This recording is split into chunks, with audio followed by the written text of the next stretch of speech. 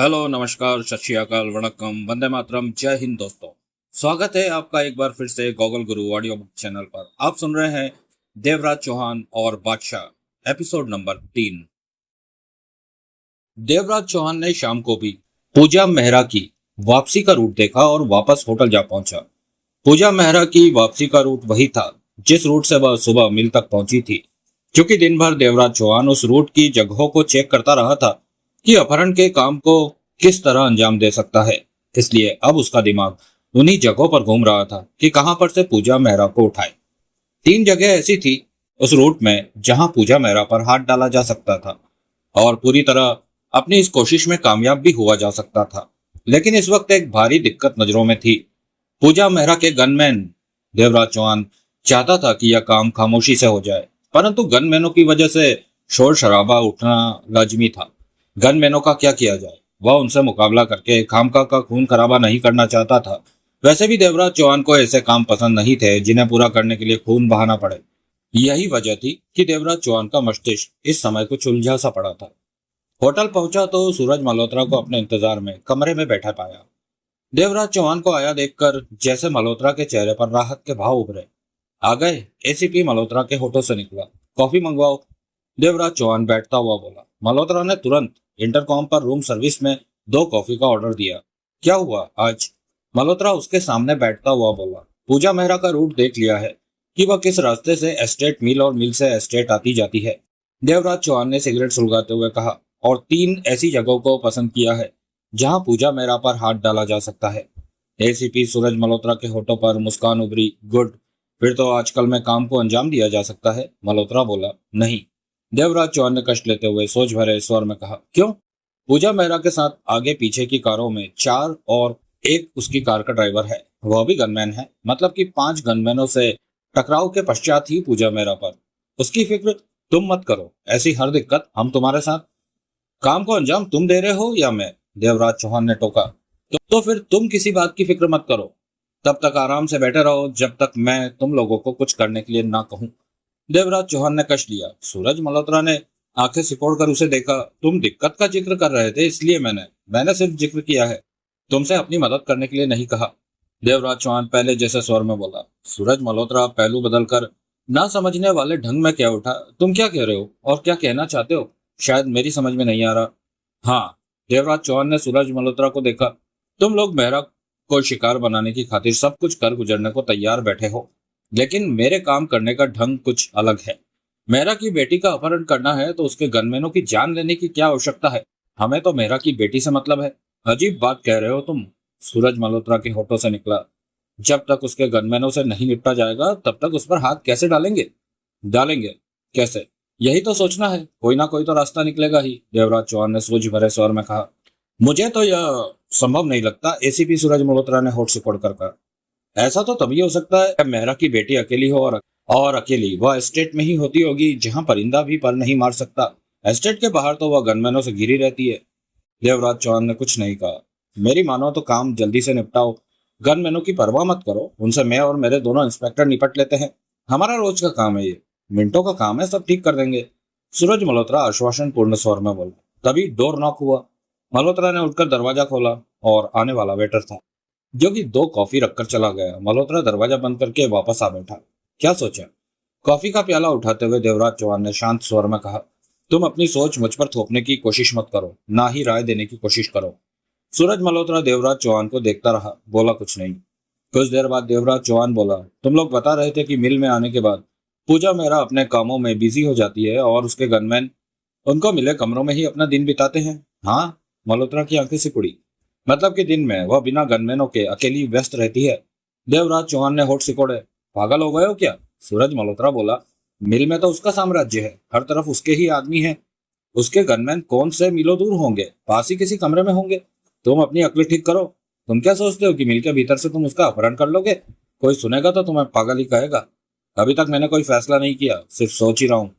वही तो मैं कह रहा हूँ, ऐसा सोचो भी मत, मल्होत्रा ने अपने शब्दों पर जोर देकर बोला। देवराज चौहान के उस होठों पर मुस्कान रेंगी। क्या हुआ? उसे मुस्कुराते पाकर मल्होत्रा ने पूछा। कुछ नहीं।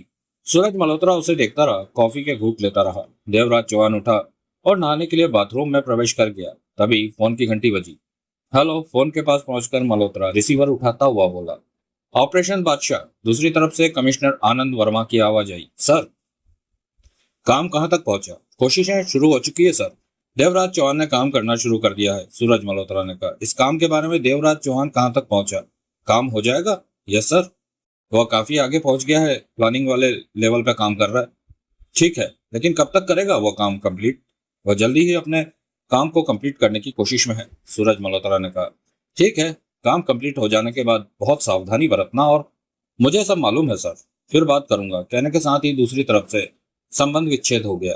एसीपी सूरज मल्होत्रा ने रिसीवर रखा और सिगरेट सुलगाई।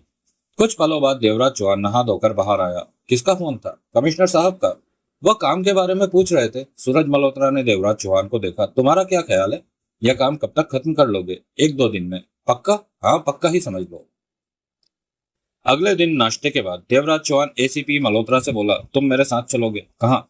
शायद आज मेहरा की बेटी पर काबू पाने में कामयाबी मिल जाए, देवराज चौहान ने कहा। आज? मल्होत्रा के होठों से निकला। हाँ, ऐसा है तो साथ में रावत और यादव को। कोई जरूरत नहीं, देवराज चौहान ने उसकी बात काटकर कहा। मुझे इस काम में किसी की सहायता की जरूरत नहीं पड़ेगी। मेरे प्लान में किसी दूसरे की गुंजाइश नहीं। तो मैं साथ इसलिए ले चल रहा हूँ कि काम हो जाने के बाद मेहरा की बेटी को होटल में लाना ठीक नहीं।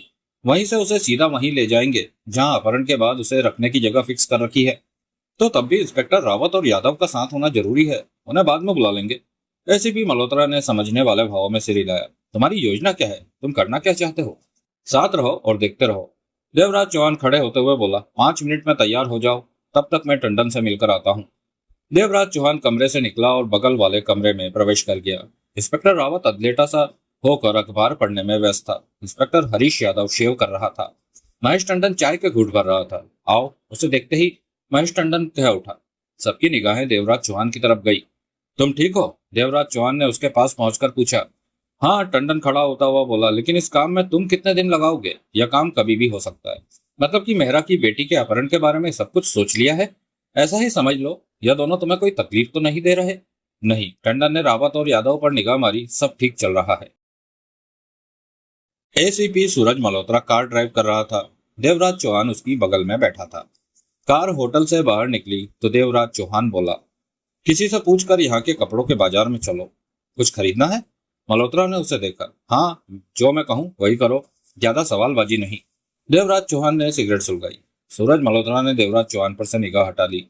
कपड़ों के मार्केट के रास्ते के बारे में पूछते पूछते मार्केट में जा पहुंचे। देवराज चौहान के कहने के अनुसार मल्होत्रा कम स्पीड पर ही कार आगे बढ़ा रहा था। देवराज चौहान दुकानों पर निगाहें दौड़ा रहा था। सुबह का वक्त होने के कारण बाजार अभी खाली खाली सा था। एक जगह देवराज चौहान के कहने पर सूरज मल्होत्रा ने कार रोक दी।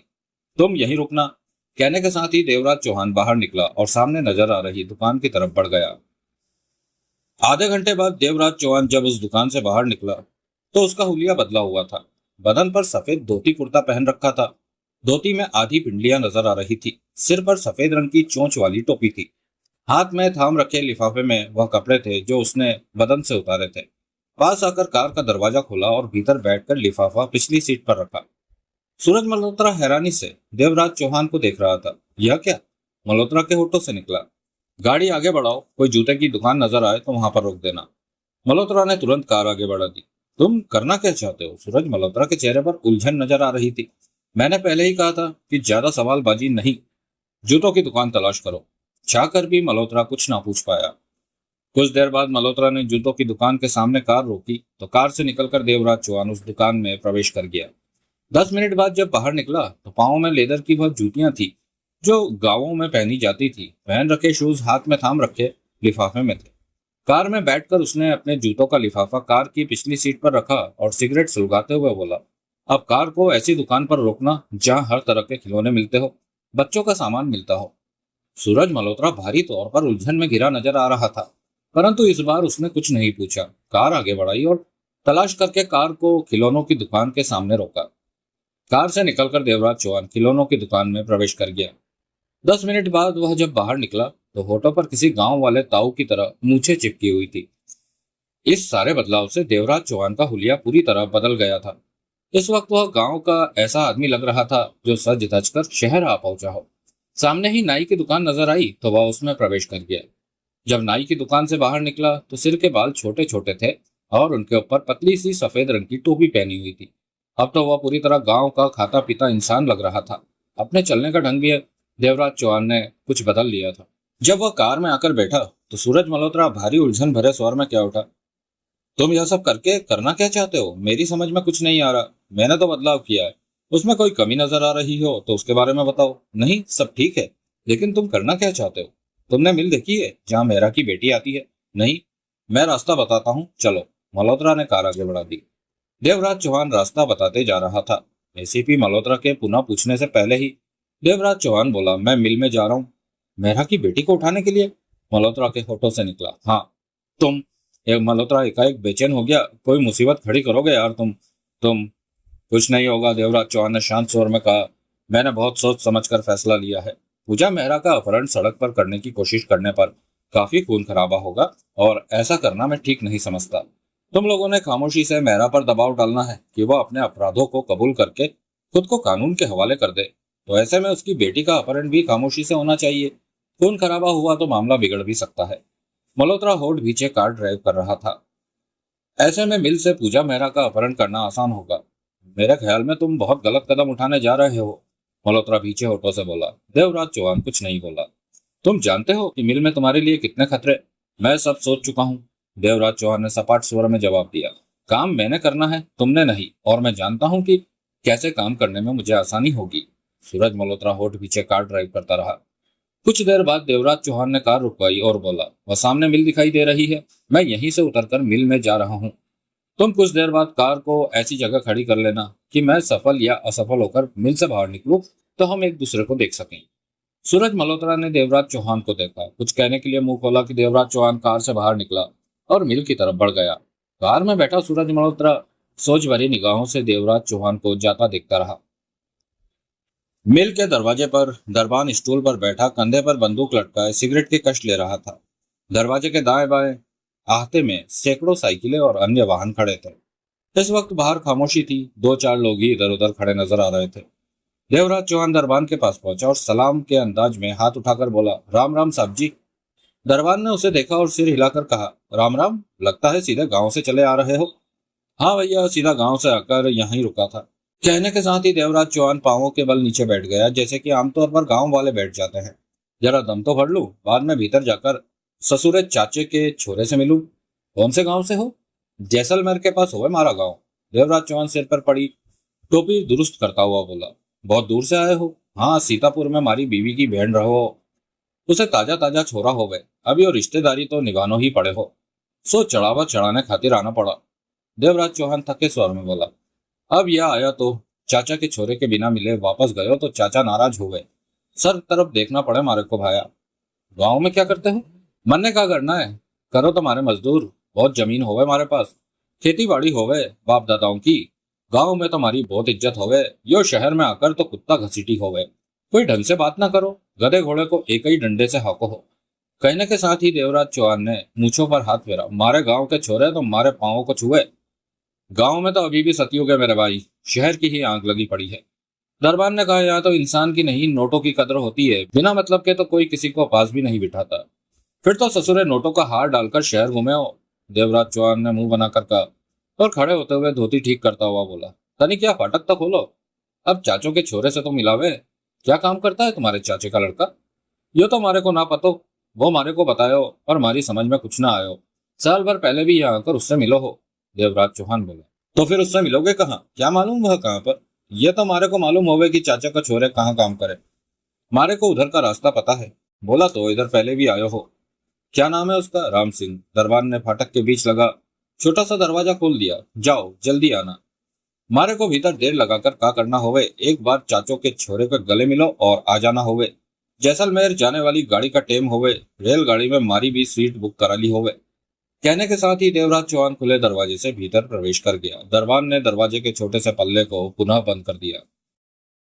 अंदर प्रवेश करके देवराज चौहान ठिठका और आसपास निगाह डाली। वहां से दो तीन तरफ पक्की सड़क जाती दिखाई दे रही थी।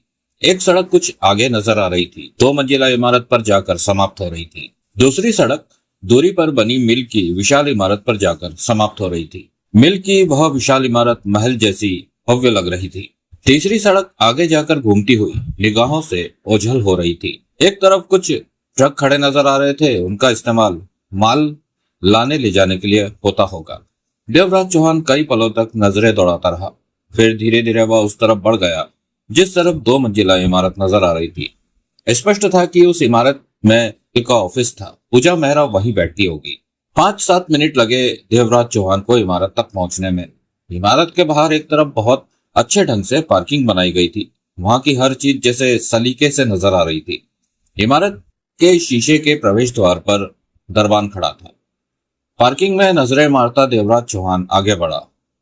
वहां खड़ी पूजा मेहरा और उसके गनमैनों की कारें भी नजर आ गई। 4-5 अन्य कारें वहां थी जो कि यकीनन मिल के ऑफिसरान की होगी। देवराज चौहान इमारत के मेन गेट पर पहुंचा। दरबान पहले ही उसे देख रहा था। राम राम, देवराज चौहान बोला। राम राम, दरबान बोला। यहाँ कहाँ जा रहे हो? कौन हो तुम? तुम हमें ना ही जानो हो। देवराज चौहान ने नकली मूंछों पर हाथ फेरकर सिर पर पड़ी कपड़े की सफेद टोपी को हाथ से तनिक ठीक किया। हम ठाकुर जैसलमेर वाले कई बरस से एस्टेट में काम करत है। मारी छोटी मालकिन मारे काम से खुश हो। बोलो ठाकुर, हम तुम्हारे मिल में बहुत बड़ी नौकरी दियो। दरबान ने देवराज चौहान को सिर से पांव तक देखा। तुम नौकरी करोगे? बड़ी नौकरी? दरबान ने मुंह बनाया। क्यों, हम नौकरी नहीं कर सकत क्या? थारे को मालूम नहीं, हम पूरा 10 क्लास पास हुए। तुम कितना पढ़ा हो? स्कूल को यूं देखे हो कि नहीं? ज्यादा बड़बड़ मत कर, दरबान उखड़े स्वर में कह उठा। मारे को बड़बड़ कहो, हम छोटी मालकिन से थारी शिकायत करो।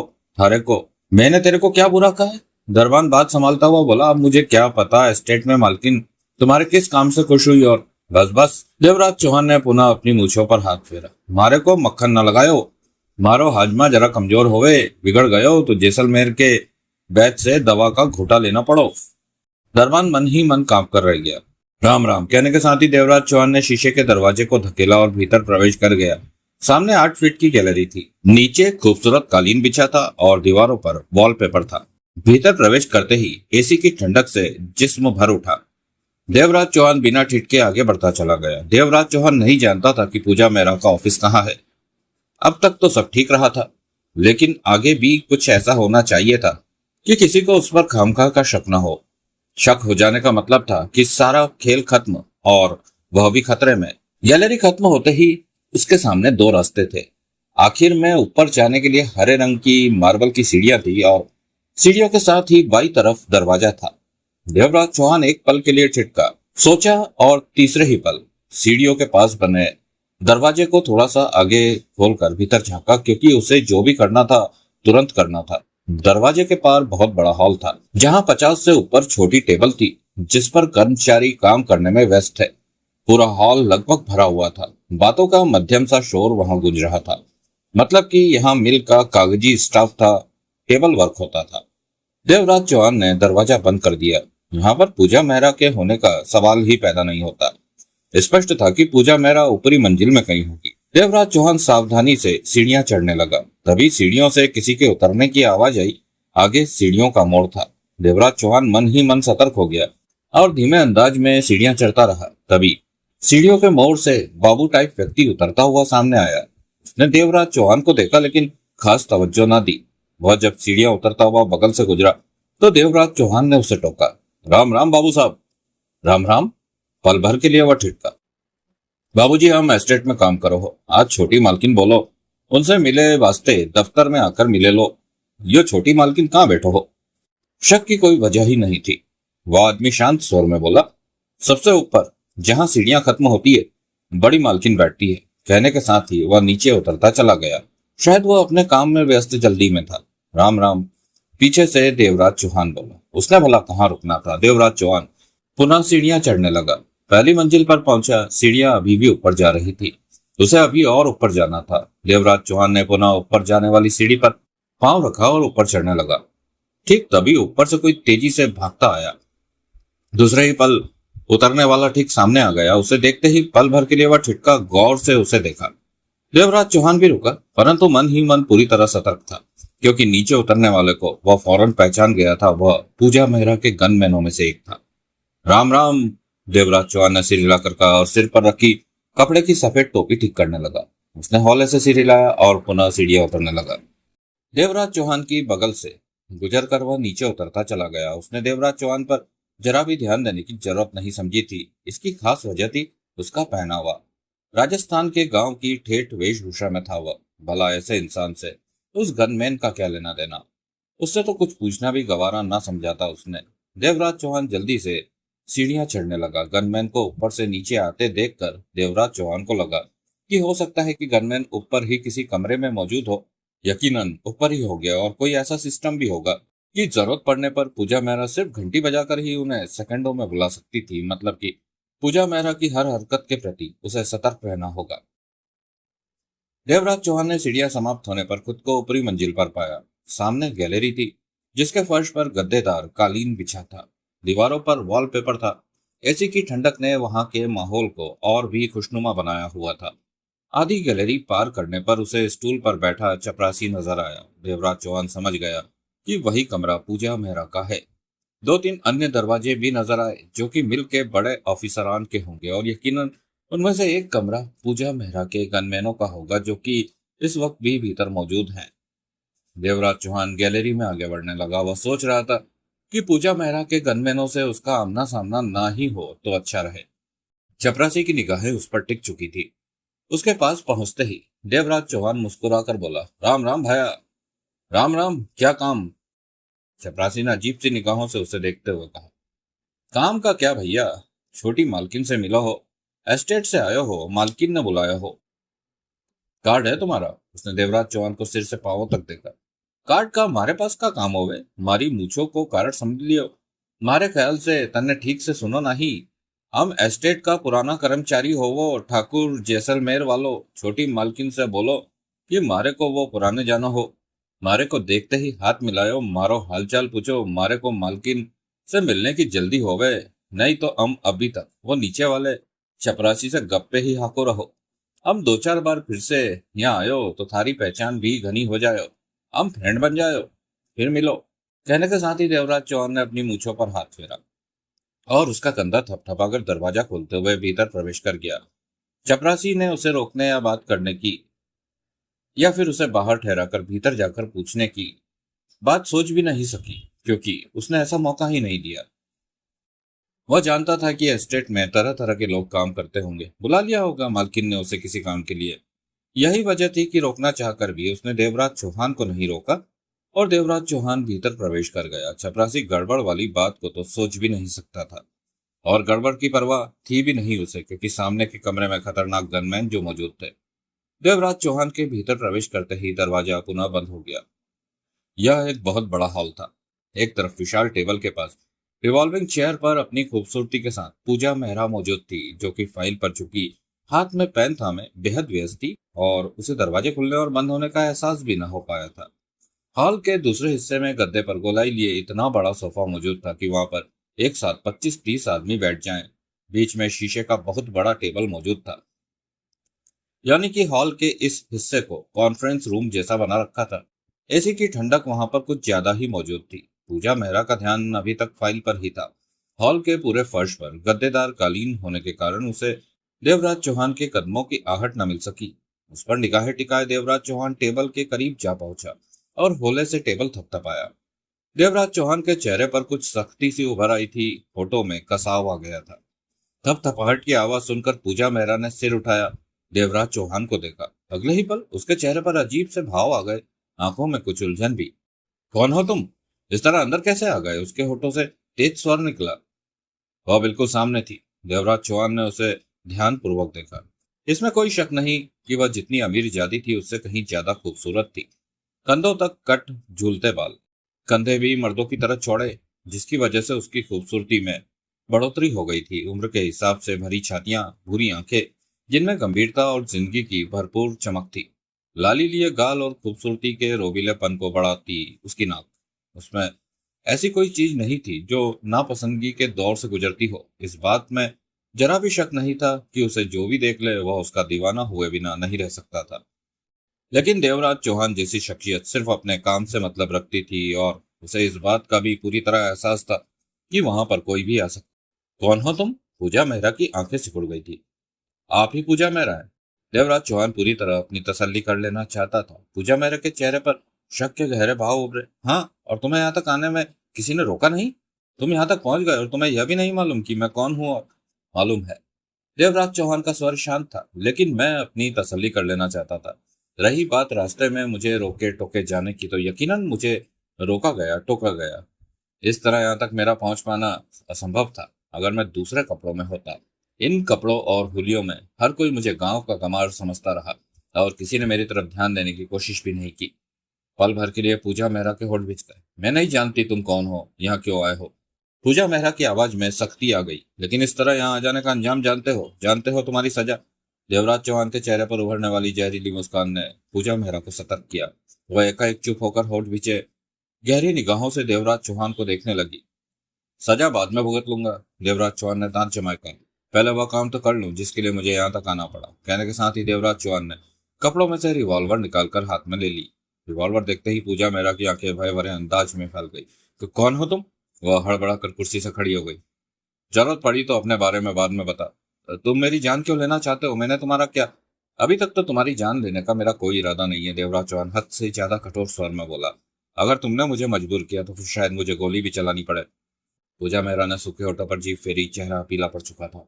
मेरे पास ज्यादा वक्त नहीं है, कोई आ गया तो फिर तुम्हारी जान को खतरा हो सकता है। सीधे सीधे सुन लो कि मैं तुम्हारा अपहरण करने आया हूँ और तुम्हें साथ लेकर ही जाऊंगा। देवराज चौहान खतरनाक स्वर में बोला। कोई चालाकी करने या किसी तरह अपने गनमैनों को बुलाने की कोशिश मत करना। वह आए तो मैं उसी समय तुम्हें शूट कर दूंगा। ऐसे में मेरा क्या होगा परवाह नहीं। तुम्हारा अपहरण करने के लिए मैं अकेला यहाँ आया हूँ तो जान हथेली पर रखकर आया हूँ। मुझे अपनी मौत की जरा भी परवाह नहीं। परवाह है तो सिर्फ इस बात की कि जिस काम के लिए आया हूँ उसमें सफल हो जाऊं।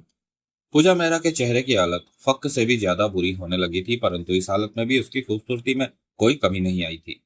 सुनो, पुनः सूखे होठों पर जीभ फेरती हुई वह कपकपाए स्वर में बोली। मेरा अपहरण करके तुम मेरे पापा से पैसा मांगोगे?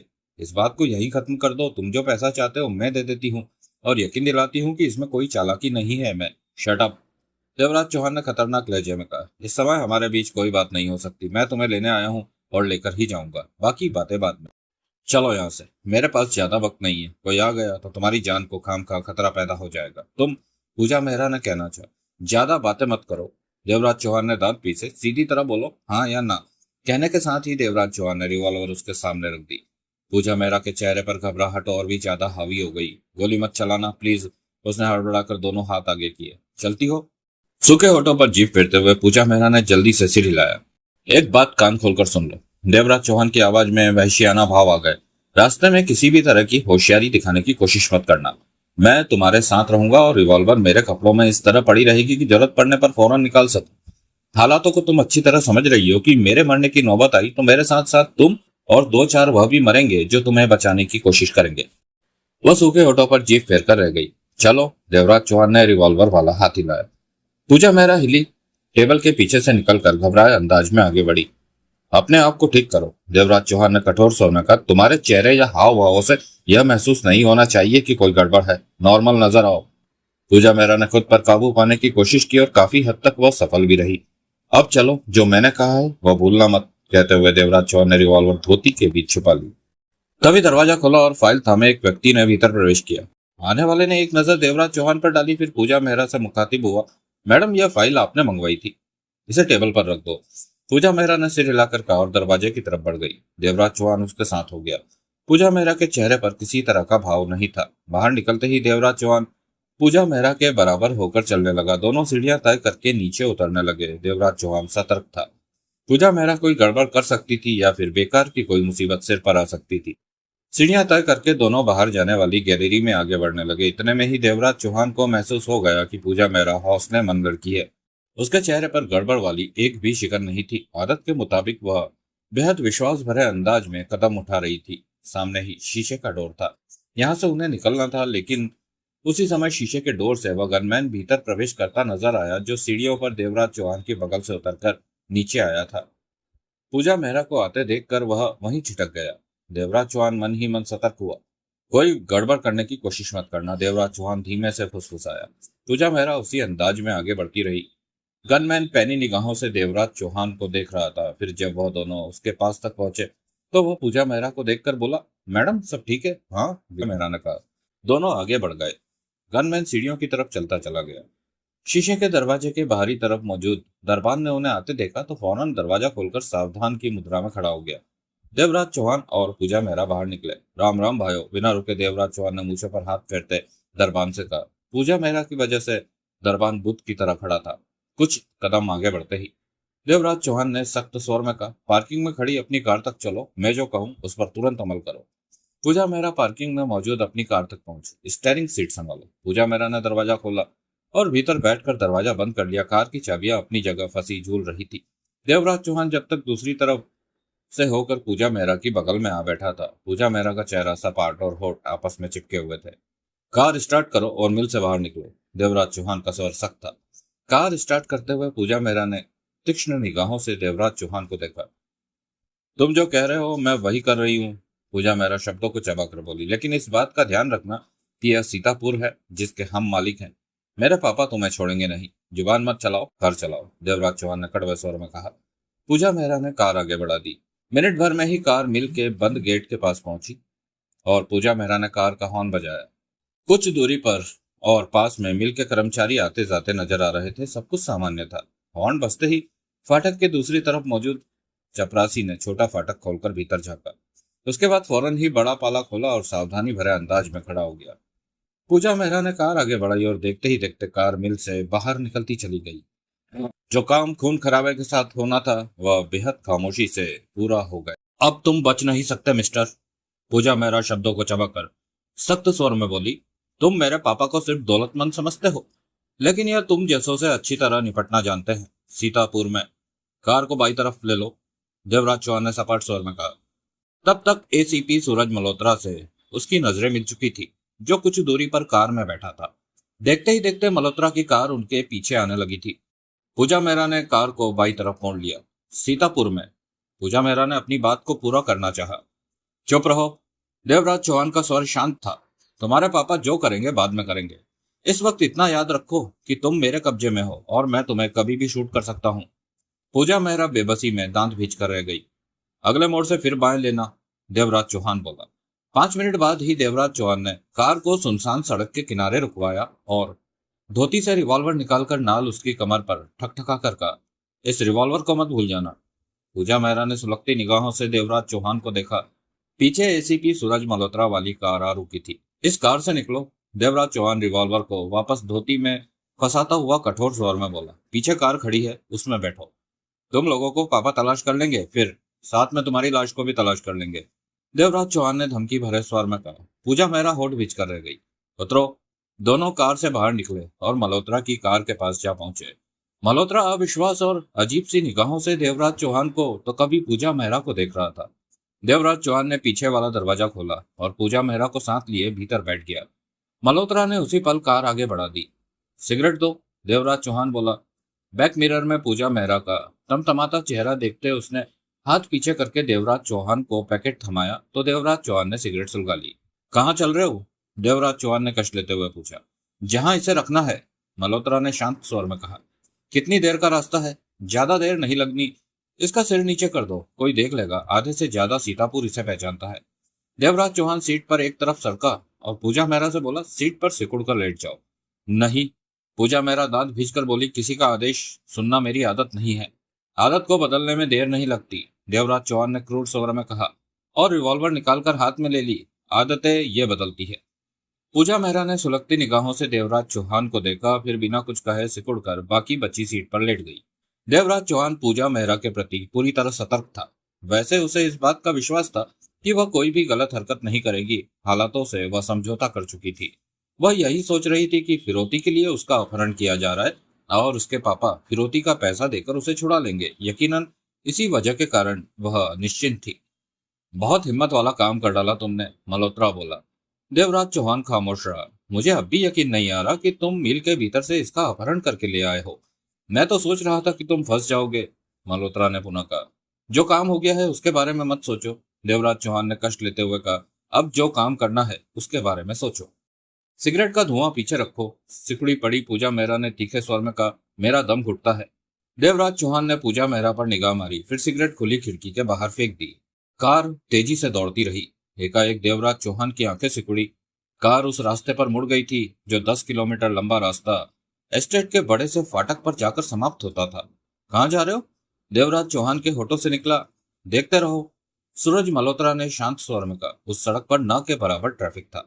सड़क के दोनों तरफ कहीं कहीं खूबसूरत बंगले बने नजर आ रहे थे। करीब 1-1.5 किलोमीटर आगे जाकर मल्होत्रा ने उस सड़क के साथ जाती पक्की सड़क पर कार मोड़ दी। सामने ही कुछ बंगले बने नजर आ रहे थे। शांति से भरा चुप्पी वाला इलाका था यह। कुछ बंगले मकान पार करके मल्होत्रा ने एक बड़े से मकान के आगे कार रोकी। मकान का गेट खोलो, मल्होत्रा बोला। तुम खोलो, देवराज चौहान बोला। मेरे बाहर निकलने पर यह गड़बड़ कर सकती है। मल्होत्रा फौरन कार से निकला और मकान के गेट की तरफ बढ़ गया। पूजा मेहरा ने उठना चाहा तो देवराज चौहान ने कठोर स्वर में कहा, इसी तरह लेटी रहो। पूजा मेहरा दांत पीसकर रह गई। मैं देख लूंगी तुम्हें। देवराज चौहान खामोश रहा। गेट खोलकर मल्होत्रा वापस आया और कार में बैठकर उसे आगे बढ़ा दिया। कार खुले गेट से भीतर प्रवेश करके मकान की चौड़ी गली के भीतर जाकर रुक गई। इंजन बंद करके मल्होत्रा बाहर निकला। मकान बिल्कुल खाली है, देवराज चौहान ने कार से बाहर निकलते हुए पूछा। हाँ, चाबियां मेरे पास है। पूजा मेहरा उठ बैठी थी। यहाँ कोई आएगा तो नहीं? नहीं, कोई नहीं आएगा। गलती से आ भी गया तो उसे चलता कर देंगे। पूजा मेहरा भी कार से बाहर निकली। फौरन ही उस जगह को पहचान गई। यह तो हमारी एस्टेट के पास ही है, उसके होठों से निकला। हाँ, देवराज चौहान ने सपाट स्वर में कहा। अगर तुम यहाँ से भाग निकली तो तुम्हें इस बात की बहुत आसानी रहेगी कि जल्दी ही अपनी एस्टेट तक पहुंच जाओ। पूजा मेहरा ने दांत भींचकर उसे देखा। तुम देखना, मैं यहाँ से निकल भी जाऊंगी। देवराज चौहान ने कुछ न कहा। मल्होत्रा ने जेब से चाबियां निकालकर पास ही का दरवाजा खोला और पूजा मेहरा की बाह पकड़कर उसे लगभग खींचता हुआ भीतर ले गया। देवराज चौहान कार में मौजूद अपने कपड़े और जूते निकालकर भीतर प्रवेश कर गया। मकान में जरूरत की हर वस्तु मौजूद थी। सूरज मल्होत्रा पूजा मेहरा को बेडरूम में ले गया और वहां छोड़ता हुआ बोला, तुम्हें यहीं पर रहना है जब तक मेहरा से हमारी बात तय नहीं हो जाती। मिल जाएगी तुम लोगों को दौलत जितनी चाहिए। पूजा मेहरा ने कठोर स्वर में कहा, लेकिन उसके बाद पापा तुम लोगों को छोड़ेंगे नहीं। फिर भाड़ में गए तुम्हारे पापा। सूरज मल्होत्रा एकाएक कठोर स्वर में बोला, थोबड़ा बंद रखो वरना ऐसी ठुकाई करूंगा कि अपना नाम भी भूल जाओगी। पूजा मेहरा खामोश सी हो गई। बैठ जाओ, सूरज मल्होत्रा पुनः उसी स्वर में बोला। चुपचाप वह बेड के पास कुर्सी पर जा बैठी। अब ज्यादा बड़बड़ की तो अब की बार दांत तोड़ दूंगा। पूजा मेहरा चुप्पी साधे रही। तभी देवराज चौहान ने भीतर प्रवेश किया। वह पहले वाले गेटअप में था। धोती कुर्ता वगैरह उतार चुका था।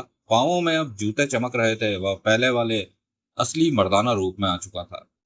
पूजा मेहरा ने देवराज चौहान पर निगाह मारी। मल्होत्रा ने देवराज चौहान से कहा, मैं फोन करके। फोन कहाँ है? देवराज चौहान ने टोका, ड्राइंग रूम में। देवराज चौहान ने कमरे में निगाहें दौड़ाई। कमरे में 2 खिड़कियां थी लेकिन उन पर लोहे की ग्रिल लगी हुई थी। पूजा मेहरा के भाग निकलने की कोई गुंजाइश न थी। मेरे साथ आओ, देवराज चौहान ने कहा। देवराज चौहान और मल्होत्रा कमरे से बाहर निकले। देवराज चौहान ने दरवाजा बंद करके बाहर से चिटकनी लगाई और मल्होत्रा के साथ ड्राइंग रूम में पहुंचा। सबसे पहले फोन की लाइन काटो, देवराज चौहान ने कहा। क्यों? पूजा मेहरा को कम से कम कमरे से बाहर निकलने का मौका कभी भी मिल सकता है और वह यहाँ तक आसानी से आ सकती है। एक बार भी उसने एस्टेट में फोन करके अपनी स्थिति के बारे में बता दिया तो मेहरा के आदमी पूजा को तलाश कर लेंगे और ऐसे में हमारा बच पाना भी असंभव हो जाएगा। कहीं भी फोन करने की जरूरत पड़ती है तो बाहर कहीं से कर लेंगे। ठीक है, लेकिन होटल में इंस्पेक्टर रावत को फोन। पहले फोन काटो। सूरज मल्होत्रा ने खामोशी से फोन की तारें काट दी। अब तुम खुद होटल जाओगे और वहां से चेकआउट करोगे। बिल पे करके होटल से निकलोगे, क्योंकि पूजा मेहरा के गायब होने की खबर फैलते ही होटल वगैरह भी चेक किए जाएंगे। ऐसे में हम दोनों का सामान छोड़कर गायब हो जाना भारी शक का कारण बन सकता है। होटल से हमारे हुलिये के बारे में जानकर वहां की पुलिस और मेहरा के आदमी हमारी तलाश में लग सकते हैं। इस तरह मामला गड़बड़ भी हो सकता है। ठीक कहते हो, मैं खुद होटल जाता हूँ और बिल पे करके चेकआउट करके आता हूँ। साथ में रावत, यादव और टंडन को भी लेता आऊंगा। तुम लड़की का ख्याल रखना। सूरज मल्होत्रा कार लेकर वहां से होटल के लिए रवाना हो गया। देवराज चौहान पूजा मेहरा के कमरे में पहुंचा। कुर्सी पर बैठी पूजा मेहरा के चेहरे पर गंभीरता के भाव थे। देवराज चौहान ने कुर्सी खींची और बैठकर सिगरेट सुलगा ली। तुम लोग चाहते क्या हो? पूजा मेहरा का स्वर शांत था। यह बात जानने की जरूरत तुम्हें नहीं है, देवराज चौहान ने कष्ट लेकर कहा। तुम यहाँ पर शराफत से रहो। हमारे और साथी आ रहे हैं।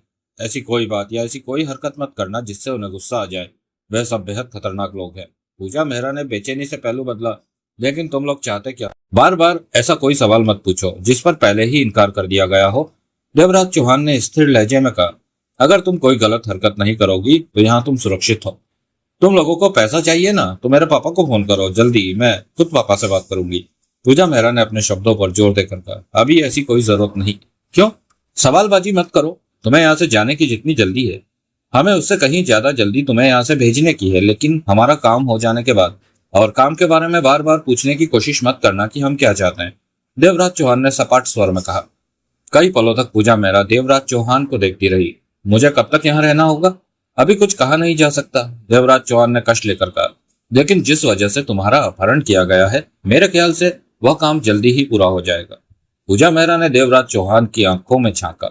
सिर्फ एक बात का जवाब दे दो, क्या तुम लोगों ने दौलत के लिए मेरा अपहरण किया है? नहीं। फिर और क्या बात है जो अब तुम कोई सवाल नहीं करोगी? देवराज चौहान ने सख्त स्वर में कहा। पूजा मेहरा समझ गई कि उसे किसी सवाल का जवाब नहीं मिलने वाला। एसीपी सूरज मल्होत्रा होटल पहुंचा। महेश टंडन वाले कमरे में गया। रावत और यादव भी वहां मौजूद थे। तीनों की निगाह मल्होत्रा पर जा टिकी। मल्होत्रा ने उन तीनों पर निगाह मारकर जल्दी से कहा, तुम लोग उसी मकान में पहुंचो, काम हो गया है। काम हो गया है?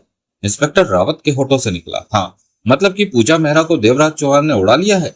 इंस्पेक्टर यादव हैरानी से बोला। हाँ, सूरज मल्होत्रा ने गंभीरता भरे अंदाज में सिर हिलाया। इसमें कोई शक नहीं कि देवराज चौहान वास्तव में कमाल का इंसान है। उसने पूजा का अपहरण ऐसे कर लिया जैसे बेहद मामूली काम हो। महेश टंडन के चेहरे पर गंभीरता के भाव आ गए थे। वह सोचों में डूबा नजर आने लगा। लेकिन कैसे? रावत ने पूछा। मेरे पास ज्यादा वक्त नहीं है, मुझे और भी काम करने हैं। वहां पहुंचो, देवराज चौहान और पूजा वहां है। वहां पहुंचकर सब कुछ मालूम हो जाएगा, सूरज मल्होत्रा ने कहा। हर काम सावधानी से उसी तरह करना है जैसा कि हम लोगों ने तय कर रखा है। कोई गलती नहीं होनी चाहिए। दोनों ने सिर हिलाया। मल्होत्रा ने टंडन पर निगाह मारी, फिर बाहर निकल गया। होटल से मल्होत्रा ने चेकआउट किया। बिल पे करके सामान लेकर कार तक पहुंचने में उसे आधा घंटा लग गया। वेटर सामने कार तक छोड़ गया था। उसके बाद मल्होत्रा ने पुनः होटल की लॉबी में प्रवेश करके सब इंस्पेक्टर त्रिवेदी और सब इंस्पेक्टर गुलाटी को फोन करके पार्किंग में बुलाया। Sir, sub inspector Neeraj Gulati सावधानी भरे स्वर में बोला। मेरी बात ध्यान से सुनो, एसीपी सूरज मल्होत्रा ने गंभीर स्वर में कहा। देवराज चौहान ने पूजा मेहरा का अपहरण कर लिया है। और क्या सर? सब इंस्पेक्टर किशोर त्रिवेदी के होठों से निकला। हाँ, बीच में मत टोको, मेरी बात पूरी सुनो। मल्होत्रा ने हाथ हिलाकर कहा, जैसा हम चाहते थे, जैसी हमारी योजना थी, अब तक सब कुछ वैसा ही हो रहा है और मुझे पूर्ण विश्वास है कि आगे भी सब कुछ वैसा ही होगा। लेकिन तुम दोनों को अपने काम में जरा भी लापरवाही नहीं बरतनी है। तुम दोनों के एक्शन का वक्त कभी भी आ सकता है। हम अपने हिस्से का काम बहुत अच्छी तरह पूरा करेंगे, सब इंस्पेक्टर नीरज गुलाटी ने पक्के स्वर में कहा। करोगे क्या? करना ही पड़ेगा, वरना असफल होने का अंजाम तो तुम लोग अच्छी तरह जानते ही हो। हम सबके सिरों पर मौत की नंगी तलवार लटक रही है जो कभी भी हमारी जान ले सकती है और अपनी जान बचाने की खातिर हमें हर हाल में सफलता पानी ही पानी है। सर, सब इंस्पेक्टर किशोर त्रिवेदी दृढ़ता भरे स्वर में क्या उठा। ऑपरेशन बादशाह की सफलता का सेहरा हमारे सिर पर ही होगा। कम से कम हमारी तरफ से असफलता नहीं मिलेगी। गुड, अब तुम दोनों 24 घंटे उस मकान पर नजर रखोगे और हमें सब याद है सर। मैं चलता हूँ, तुम भी अपने काम पर लग जाओ। कहने के साथ ही सूरज मल्होत्रा कार में बैठा और वहां से रवाना हो गया। मल्होत्रा ने रास्ते में पड़ने वाले एसटीडी बूथ पर कार रोकी और वहां से कमिश्नर वर्मा को फोन किया। दोनों की बात हुई। ऑपरेशन बादशाह, सूरज मल्होत्रा ने कहा। कहो एसीपी मल्होत्रा, काम आगे बढ़ा? काम पूरा हो गया है sir. Oh very good. Commissioner Verma का आने वाला स्वर उत्साहित था। कब हुआ? 2-2.5 घंटे पहले। कोई हलचल? नहीं सर, उसने सारे काम को बिल्कुल खामोशी और बेहद अच्छे ढंग से पूरा किया है। मेरे ख्याल में अभी तक इस बात की खबर भी नहीं फैली होगी कि ऐसा हो गया है। वह कहाँ है? उसी मकान में, मल्होत्रा ने बताया। अब क्या करना है मालूम है? यस सर, मुझे पूरी आशा है कि काम हमारे हक में होगा, मल्होत्रा ने कहा। सबको समझा देना। Yes sir. मुझे फोन करते रहना। Yes sir. कमिश्नर वर्मा से बात करने के पश्चात सूरज मल्होत्रा ने बाजार से ही किचन के लिए सामान खरीदा। इसकी जरूरत आने वाले वक्त में पड़नी थी। फिर वह मकान की तरफ रवाना हो गया जहां देवराज चौहान और पूजा मेहरा मौजूद थे। देवराज चौहान उस मकान के ड्राइंग रूम में बैठा था जब रावत, यादव और महेश टंडन ने भीतर प्रवेश किया। रावत और यादव खुश नजर आ रहे थे जबकि टंडन चुप चुप सा था। मान गए तुम्हें? इंस्पेक्टर रावत देवराज चौहान से बोला। हमारी आशा से कहीं जल्दी तुमने काम पूरा करके दिखा दिया। कैसे किया यह कमाल? देवराज चौहान ने शांत निगाहों से रावत को देखा। तुम लोग जो चाहते थे वो हो गया है, अब आगे के काम को निपटाओ, देवराज चौहान ने कहा। इंस्पेक्टर रावत होले से हंसा। अब आगे के काम में बचा ही क्या है, 1-2 दिन में निपट जाएगा। कहाँ है मेहरा की बेटी? इंस्पेक्टर हरीश यादव ने पूछा। पीछे वाले कमरे में, दरवाजा बाहर से बंद है, देवराज चौहान ने कहा। इंस्पेक्टर राजन रावत और हरीश यादव पीछे वाले कमरे की तरफ बढ़ गए। महेश टंडन देवराज चौहान के पास ही बैठ गया। कैसे किया पूजा मेहरा को कब्जे में? देवराज चौहान ने बताया। बहुत खतरे से भरा कदम उठाया तुमने। टंडन गंभीर था। खतरा इसमें कम था। देवराज चौहान ने सिगरेट सुलगा ली। अगर यही काम मैं बीच रास्ते में करता तो पूजा मेहरा के गनमैनों से टकराव लाजिमी था। ऐसे में भारी तौर पर खून खराबा होता और कुछ भी हो सकता था। महेश टंडन ने पहलू बदलकर हौले से सिर हिलाया। ठीक कह रहे हो। मेरे ख्याल में यह लोग जल्दी ही मदन मेहरा से बात कर लेंगे।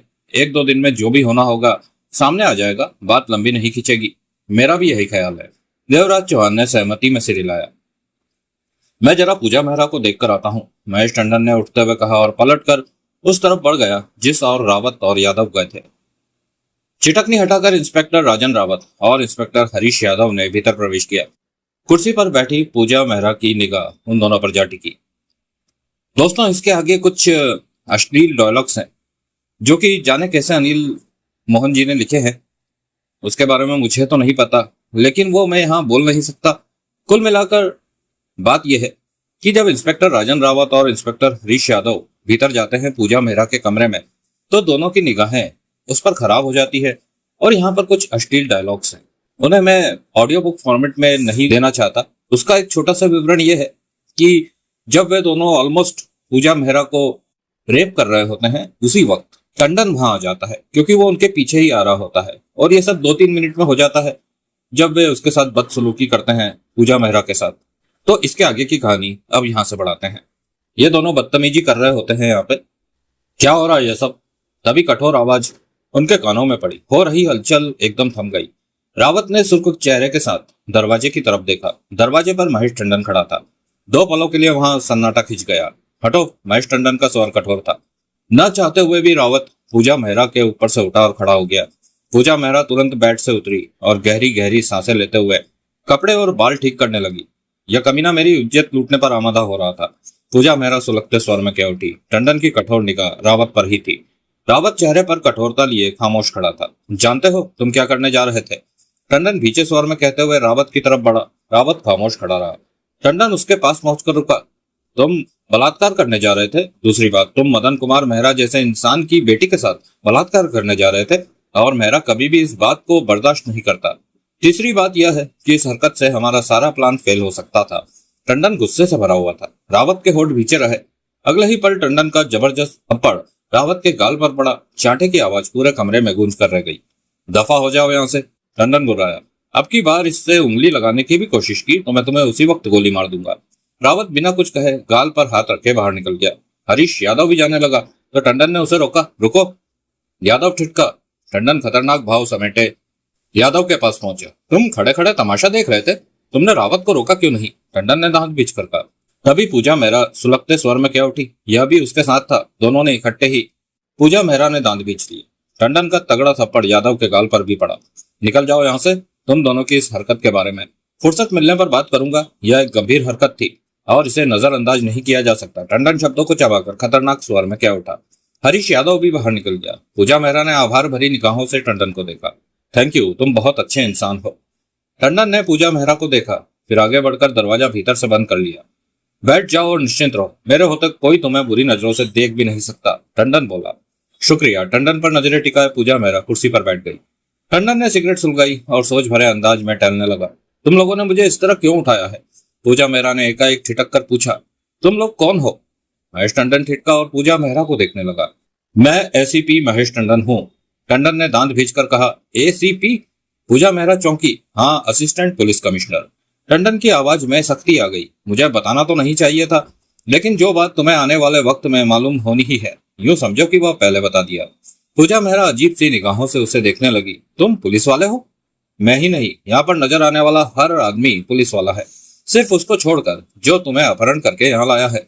उसका नाम देवराज चौहान है और वह माना हुआ डकैती मास्टर है। तुम्हारा अपहरण करने के लिए हमें देवराज चौहान की सहायता लेनी पड़ी। हैरानी की बात है, तुम लोग पुलिस वाले होकर अपहरण जैसा काम कर रहे हो, वह भी मदन कुमार मेहरा जैसे इंसान की बेटी का अपहरण। पूजा मेहरा की आवाज में उलझन थी। तुम लोगों को मेरे पापा का डर नहीं? की डर है, तभी तो तुम्हारा अपहरण करना पड़ा, टंडन होठ भींचकर बोला। कई पलों तक दोनों एक दूसरे को देखते रहे। तुम कहना क्या चाहते हो? उलझन में होने के साथ साथ वह गंभीर भी नजर आने लगी।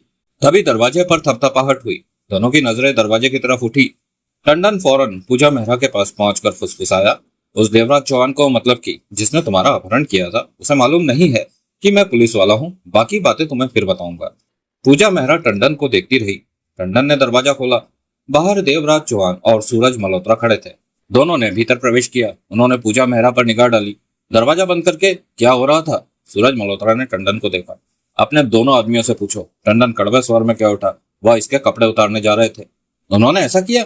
हाँ, टंडन का स्वर तीखा था। समझा देना उन्हें, इस काम में कपड़े उतारने की गुंजाइश कहीं नहीं है।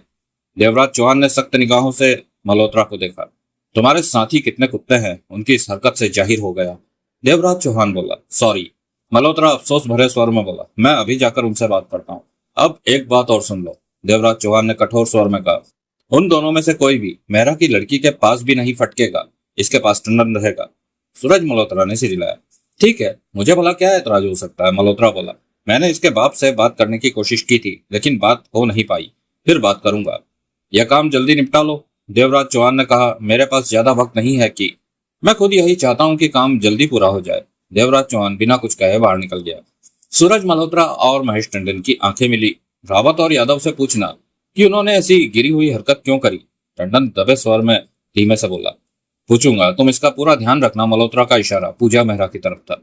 इसकी फिक्र मत करो, यह मेरी निगरानी में है। मेहरा से जल्दी बात करने की चेष्टा करो। अभी फिर बाहर जाऊंगा फोन करने के लिए। कड़े शब्दों में मेहरा को धमकी देना कि वह खुद को कानून के हवाले कर दे, वरना उसकी बेटी की लाश सीतापुर के किसी चौराहे पर पड़ी होगी। महेश टंडन ने दांत भींचकर फुसफुसाहट भरे स्वर में कहा। तुम चिंता मत करो और ऐसा कोई काम मत करना कि देवराज चौहान को पता चले कि मैं पुलिस वाला हूँ। देवराज चौहान से हमने जितना काम लेना था ले लिया, लेकिन वह इस तरह लड़की को हमारे हवाले करके जाएगा नहीं। मतलब कि जब तक यह मामला समाप्त नहीं होता, देवराज चौहान हमारे साथ यहीं रहेगा। इसलिए हमें पूरी सावधानी का इस्तेमाल करना होगा। किसी तरह देवराज चौहान को यहाँ से हटाया नहीं जा सकता क्या? मल्होत्रा ने पूछा। ऐसा करने की गलती मत कर बैठना, वह देवराज चौहान है। एक काम हो सकता है। मल्होत्रा ने पुनः कहा। क्या? मौका अच्छा है। इस वक्त देवराज चौहान हमारी तरफ से लापरवाह है। अगर उसे शूट। बकवास मत करो, टंडन तीखे स्वर में कह उठा। जिस काम के लिए निकले हैं वह काम करो। हमने मेहरा का शिकार करना है, उसे कानून के शिकंजे में फंसाना है। हमारी परेशानी देवराज चौहान नहीं, मेहरा है। सिर्फ काम की तरफ ध्यान दो, जो काम करना है वो करो। बात तो तुम्हारी सही है। एसीपी सूरज मल्होत्रा कमरे से बाहर निकल गया। सूरज मल्होत्रा उस कमरे में पहुंचा जहां इंस्पेक्टर राजन रावत और इंस्पेक्टर हरीश यादव मौजूद थे। भीतर प्रवेश करते ही दोनों से उसकी आंखें मिली। मल्होत्रा दरवाजा भीतर से बंद करके दोनों के पास पहुंचते हुए बैठ गया। उनसे जो बात हुई बेहद धीमी आवाज में हुई। तुम दोनों ने योजना के मुताबिक पूजा मेहरा पर हाथ डाला तो एसीपी टंडन को किसी तरह से यह शक तो नहीं हुआ कि यह सब ड्रामा हो रहा है? नकलीपन तो नहीं झलका? सूरज मल्होत्रा बोला। नकलीपन? रावत की आवाज में व्यंग के भाव थे। माफ करना सर, अगर टंडन साहब को आने में कुछ देर हो जाती तो शायद मैं कुछ कर भी गुजरता। टंडन साहब ने जोरों का चाटा मारा है। मुझे भी। इंस्पेक्टर हरीश यादव गहरी सांस लेकर क्या उठा। हमारा प्लान सफल होता जा रहा है। हम चाहते थे कि एसीपी टंडन ही पूजा मेहरा के पास रहे और अब वही हो रहा है। सूरज मल्होत्रा के होठों पर मुस्कान रेंगी। आगे कहीं गड़बड़ ना हो जाए। हरीश यादव बोला। नहीं होगी। मल्होत्रा की आवाज में विश्वास था। सर, देवराज चौहान कब तक हमारे साथ रहेगा? वह लड़की को हमारे हवाले करके जाने को तैयार नहीं। वह यहाँ रहे भी तो कोई हर्ज नहीं। तुम दोनों देवराज चौहान से सावधान रहना। ऐसी कोई बात मुंह से ना निकले कि उसे किसी तरह का शक हो। दोनों ने सहमति में सिर हिला दिया।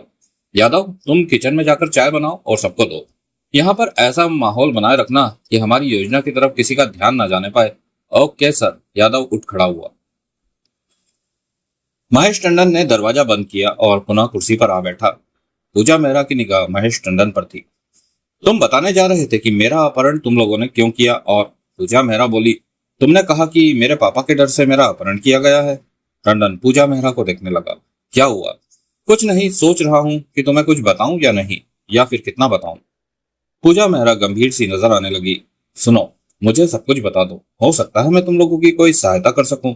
तुम लोग पुलिस वाले हो, मजबूर होकर ही तुम लोगों ने मेरा अपहरण करने जैसा कदम उठाया, वरना यूं ही तो मेरा अपहरण करने से रहे। टंडन के चेहरे पर सोच के भाव उभरे। ऐसी क्या बात है जो मुझे नहीं बताई जा सकती? आखिर तुम लोगों ने पापा से दौलत पाने के लिए तो मेरा अपहरण नहीं किया होगा। यकीनन कोई खास वजह रही होगी। हाँ, बहुत ही खास वजह है। तुम्हारे पापा मदन कुमार मेहरा ऐसा इंसान है जो बरसों से देश की जड़ें खोखली करता आ रहा है। हिंदुस्तान के गुप्त रहस्य दुश्मन देशों को बेचता आ रहा है। नहीं।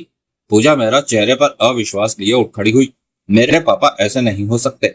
वह तो हमेशा देश के हित में सोचते हैं। और बकवास मत करो। टंडन की आवाज में कठोरता आ गई। या तो मेरी सुन लो या फिर अपनी कह लो, लेकिन दोबारा अपने पापा की जय जयकार मत करना। पूजा मेहरा ठिठक कर उलझन भरी नजरों से टंडन को देखने लगी।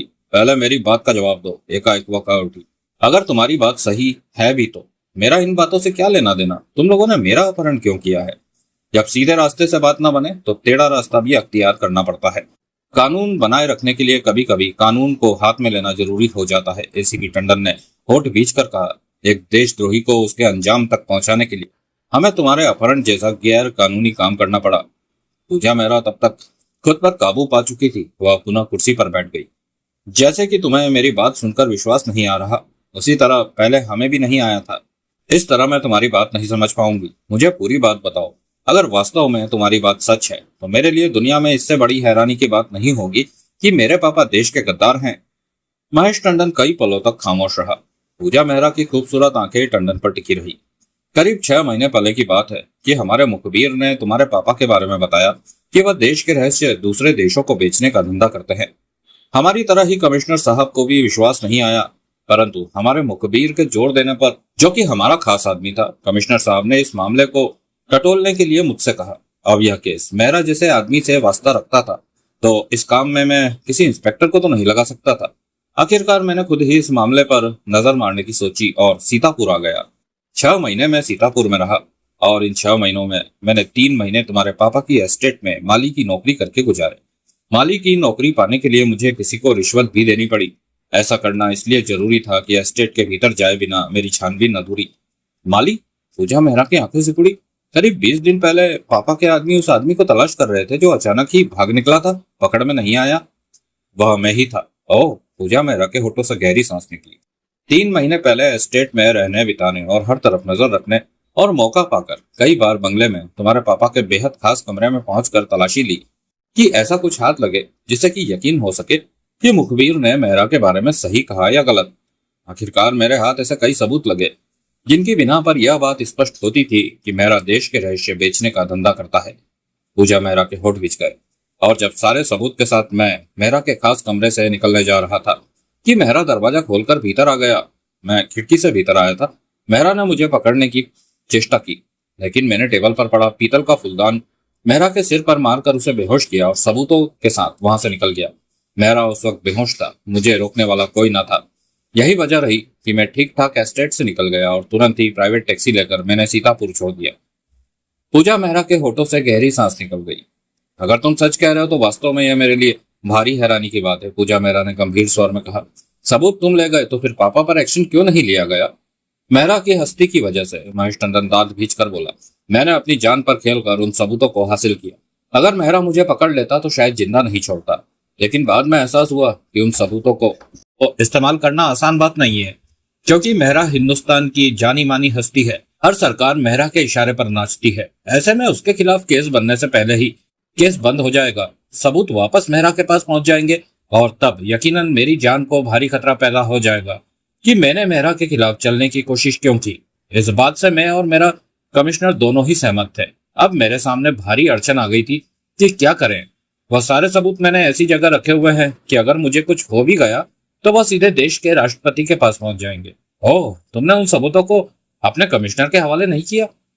क्या फायदा होता? कमिश्नर साहब भी क्या कर लेते? वह सबूत किसी मुसीबत से कम नहीं। कमिश्नर साहब के कहने पर भी मैंने वह सब उनके हवाले नहीं किए।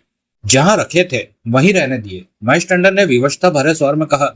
उनके साथ इधर उधर घूमना भी ठीक नहीं था। कई दिन इसी तरह बीत गए। मुझे ध्यान आया कि एस्टेट में रहने के दौरान मैंने सुना था कि मेहरा अपनी बेटी यानी कि तुम्हें बहुत चाहता है। तो मैंने कमिश्नर साहब के साथ मिलकर तुम्हारे अपहरण की योजना बनाई ताकि तुम्हारी आड़ में मेहरा को मजबूर करें कि वह अपने अपराध मान ले और खुद को कानून के हवाले कर दे। यूं कि तुम्हारा अपहरण करना आसान नहीं था और ऐसा करना हम पुलिस वालों के बस की बात भी नहीं थी। तो किसी तरह देवराज चौहान जैसे इंसान को फंसाकर उससे यह काम लेना पड़ा। पूजा मेहरा के चेहरे पर गंभीरता नाच रही थी। अब तुम समझ गई होगी कि तुम्हारा अपहरण क्यों किया गया, टंडन धीमे स्वर में बोला। हाँ, पूजा मेहरा ने गहरी सांस ली। लेकिन यह सब करके तुम लोग मात खा गए। क्या मतलब? पहले यह बताओ, अगर पापा ने तुम लोगों की बात नहीं मानी तो फिर मेरे साथ क्या सलूक करोगे? कई पलों की खामोशी के बाद टंडन ने शांत स्वर में कहा, हमारे मन में तुम्हारे लिए कोई मेल नहीं है। तुम्हें लेकर हमने मेहरा पर दबाव डालना है कि वह खुद को कानून के हवाले कर दे। वह माने या ना माने, लेकिन हम इस बात की पूरी कोशिश करेंगे कि वह मान जाए। जो भी हो, इस मामले में तुम्हारा अहित नहीं होने देंगे। तुम्हें बाद में छोड़ देंगे। इस बात की क्या गारंटी है कि मुझे बाद में छोड़ दिया जाएगा? मारा नहीं जाएगा, पूजा मेहरा ने कहा। हम तुम्हें क्यों मारेंगे, तुम खुद ही सोचो। पूजा मेहरा खामोश रही। और फिर वह देवराज चौहान जिसने तुम्हारा अपहरण किया है, एक बारगी पुलिस वाले भी उसके सामने पड़ने से कतराते हैं। जानती हो वह यहाँ क्यों है? टंडन ने शांत स्वर में कहा। सिर्फ इसलिए कि हम लोग तुम्हें कोई नुकसान न पहुंचा दे। जब तक हमारा काम खत्म हो जाए तो अपनी देखरेख में वह तुम्हें छोड़ दे। इसलिए विश्वास रखो कि तुम्हारा कुछ नहीं बिगड़ने वाला। पूजा मेहरा खामोश रही। महेश टंडन ने सिगरेट सुलगाई और बोला, तुम कह रही थी कि यह सब करके हम मात खा गए। इस बात का क्या मतलब हुआ? तुम 3 महीने एस्टेट में माली बनकर रहे और वहीं से तुम्हें मालूम हुआ कि मेरे पापा मुझे बहुत चाहते हैं। हाँ, टंडन ने कष्ट लेकर सिर हिलाया। लेकिन अब मेरे एक सवाल का जवाब दो। तुम्हारी माँ तुम्हें कितना चाहती है, क्या मुझे मालूम है? नहीं, मैं तुम्हारे पड़ोस में आकर रहना शुरू कर दूं तो लोग यह नहीं कहेंगे कि तुम्हारी माँ से तुम्हारी दुश्मनी है।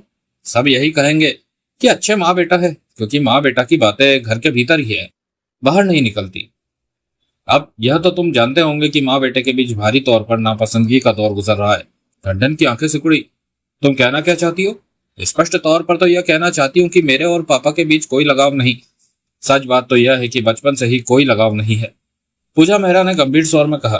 पापा ने औलाद से ज्यादा हमेशा दौलत को अहमियत दी है। उन्होंने दौलत तो कमा ली, लेकिन औलाद नहीं कमा पाए। मैंने उन्हें हमेशा ही इस हद तक व्यस्त देखा है कि महीनों महीनों हमारी बातें नहीं हो पाती थी। साल में शायद ही ऐसा कोई दिन आता हो जब हम लोगों ने एक साथ खाना खाया हो। नाम के तौर पर ही मैं उनकी बेटी हूँ, वरना पापा के लिए काम करने वाली टाइपिस्ट और मुझमें कोई खास अंतर नहीं। बस मैं सिर्फ दुनिया की निगाहों में उनकी बेटी हूँ और पापा की निगाहों में दौलत से बढ़कर कोई नहीं। टंडन के चेहरे पर बेचैनी के भाव उभरे। ऐसे में तुम खुद ही सोचो कि तुम लोगों की बात मेरे पापा क्यों मानने लगे, मेरे लिए बदनामी क्यों मोल लेने लगे। मेरे लिए अपना देशद्रोही होने का अपराध स्वीकार करके जेल में जाना तो किसी सपने से भी परे की बात है। तुम लोगों ने जो चाल खेली है वह उल्टी पड़ चुकी है। अगर टंडन परेशान सा हो उठा, यह सच है तो हम वास्तव में हार गए हैं। हाँ, पूजा मेहरा के चेहरे पर गंभीरता थी। तुम लोगों का खेल अभी शुरू भी नहीं हुआ और स्कोर बोर्ड में तुम लोगों की हार पहले ही दर्ज हो गई है। सुनी सुनाई बात पर नहीं जाना चाहिए था। इतना बड़ा खतरा उठाया और हाथ कुछ लगा भी नहीं। टंडन ने होठ भींच लिए। फिर भी तुम लोग अपनी कोशिश जारी रखो ताकि मेरी बात की तसल्ली तुम लोगों को अच्छी तरह हो जाए। मेरे पापा इंसान नहीं, वह सिर्फ दौलत के पुतले हैं। पूजा मेहरा ने दुखी स्वर में कहा। मैं तो समझती थी कि वह बिजनेसमैन है, देश विदेश के बड़े बिजनेसमैन, लेकिन यह तो मुझे आज पता चला कि पापा देश के इतने बड़े गद्दार हैं। तुम खुद ही सोचो कि यह जानकर मुझ पर क्या बीत रही होगी, और जब मम्मी को पता चलेगा तो उनकी क्या हालत होगी। टंडन ने भीचे होठों में सिगरेट फंसाकर कस लिया। तुम्हारे पापा की कोई तो कमजोरी होगी। तुम कमजोरी की बात कर रहे हो, जबकि मुझे तो कई बार उनका हेयर स्टाइल भी याद नहीं रहता। मैं पापा के बारे में कुछ नहीं जानती, क्योंकि उनका मेरा करीबी तो क्या, दूर का भी साथ नहीं रहा। पूजा मेहरा ने उखड़े स्वर में कहा।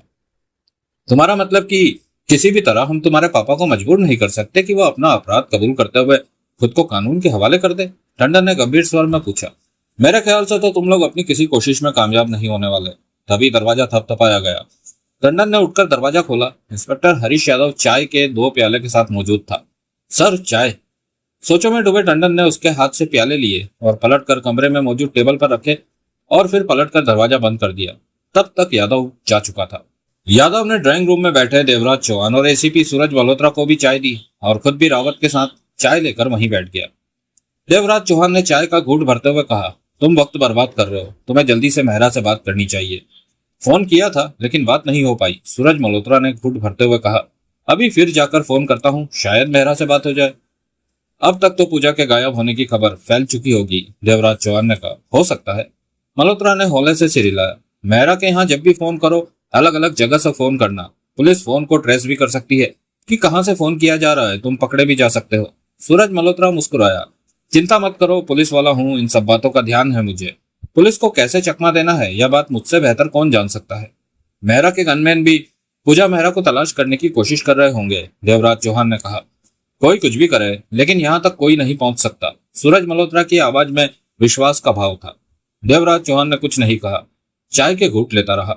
सूरज मल्होत्रा चाय खत्म करके उठ खड़ा हुआ। बाजार जाकर मैं फिर एस्टेट में फोन करके मेहरा से बात करने की कोशिश करता हूँ, कहने के साथ ही मल्होत्रा कमरे से बाहर निकल गया। एसीपी सूरज मल्होत्रा कार पर चंद किलोमीटर दूर मार्केट में पहुंचा। एक तरफ कार पार्क की और जेबों में हाथ डाले पैदल ही चल पड़ा। शाम के 5 बज रहे थे। बाजार में अच्छी खासी चहल पहल थी। कामों में व्यस्त लोग आ जा रहे थे। मल्होत्रा एक चाय की दुकान में जा बैठा। वहां 10-12 लोग पहले ही से बैठे थे। चाय का ऑर्डर दिया तो मिनट भर में ही चाय हाजिर हो गई। चाय पीते हुए वहां बैठे लोगों की बातों को सुना तो पता चला कि यह बात सीतापुर में फैल चुकी है कि पूजा मेहरा का अपहरण हो चुका है। मेहरा के आदमियों के साथ साथ पुलिस भी मुस्तैदी से पूजा मेहरा और अपहरणकर्ताओं को तलाश करने की चेष्टा कर रही है। मल्होत्रा खामोशी से उनकी बातें सुनता रहा। मल्होत्रा ने चाय समाप्त की और पैसे देकर बाहर आ गया। 1 घंटा यूं ही इधर उधर घूमने के बाद अपनी कार तक पहुंचा और वापस जाने के लिए रवाना हो गया। मल्होत्रा ने मदन कुमार मेहरा को कोई फोन नहीं किया और ना ही ऐसा कुछ करने का उसका कोई इरादा लग रहा था। मकान में पहुंचकर ड्राइंग रूम में पहुंचा। देवराज चौहान ने प्रश्न भरी निगाहों से उसे देखा। रावत और यादव वहीं मौजूद थे। फोन पर मेहरा से बात हुई है। बैठते हुए मल्होत्रा ने गहरी सांस लेकर झूठ ही कहा, मुझे लगता है कि हम जो सोचकर चल रहे थे वह गलत था। शायद हमारी मेहनत बेकार गई। क्यों? देवराज चौहान बोला। मेहरा से मैंने पूजा मेहरा के बारे में बात की कि वह हमारे कब्जे में है और हम कभी भी उसकी हत्या कर सकते हैं। अगर वह अपनी बेटी की जान की सलामती चाहता है तो खुद को देशद्रोही स्वीकार कर ले और खुद को कानून के हवाले कर दे। तो मेहरा क्या बोला? रावत ने पूछा। कहता है पूजा को खत्म कर दो। क्या? यादव के होठों से निकला। मेहरा ऐसा कहता है? हाँ, मल्होत्रा ने उलझन भरे स्वर में कहा। उसका कहना है कि तुम लोगों ने कैसे सोच लिया कि मैं पूजा की खातिर बाकी की उम्र जेल में बिता दूंगा। उसके साथ में यह भी कहा कि वह हम लोगों की जल्दी ही तलाश कर लेगा और बुरी मौत मारेगा। यह तो गड़बड़ हो गई। रावत बोला। हमारी सारी मेहनत मिट्टी में ही नहीं मिली, बल्कि मेहरा आने वाले वक्त में हमारे लिए खतरा भी बन सकता है अगर उसने हमें ढूंढ निकाला तो। एसीपी सूरज मल्होत्रा ने परेशान होने का दिखावा किया। देवराज चौहान ने सिगरेट सुलगाकर कश लिया। अब क्या करें? सूरज मल्होत्रा ने देवराज से पूछा। मेरा इन बातों से कोई मतलब नहीं, देवराज चौहान ने शांत स्वर में कहा। यह तुम लोगों का आपसी प्लान था। तुम जानो, मैं अपने हिस्से के काम को अंजाम दे चुका हूँ। सोचने का दिखावा करने के बाद सूरज मल्होत्रा ने कहा, मेरे ख्याल में मदन कुमार मेहरा ने गुस्से से काम लेते हुए ऐसा कुछ कह दिया है। मैं कल फिर मेहरा को फोन करूंगा, शायद तब वह हमारी बात को गंभीरता से सुने। देवराज चौहान कष्ट देता रहा। मुझे तो नहीं लगता कि मेहरा मानेगा। रावत बोला। कल मालूम हो जाएगा। मल्होत्रा उठते हुए बोला, मैं मेहरा की बेटी से बात करके आता हूँ।